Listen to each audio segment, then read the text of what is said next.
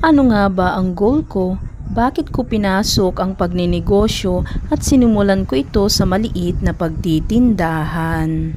At kung ano-ano yung mga bagay na kailangan nating i-consider kapag tayo po ay magpapatayo or mag-i-start na magtindahan.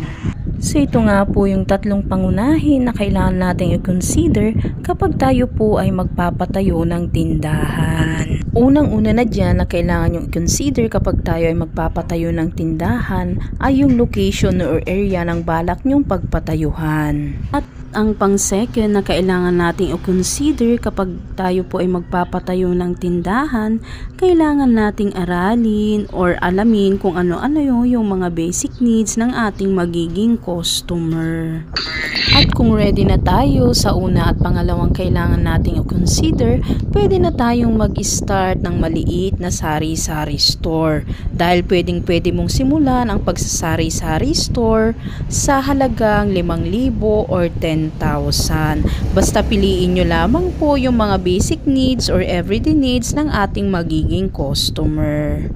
So yan nga po yung mga tatlong tips na kailangan nating i-consider kapag tayo po ay magpapatayo ng tindahan.